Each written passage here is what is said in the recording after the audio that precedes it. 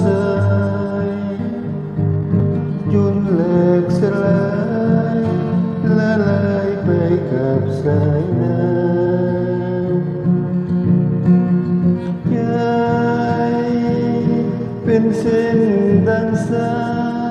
ยจุงถูกทำลาย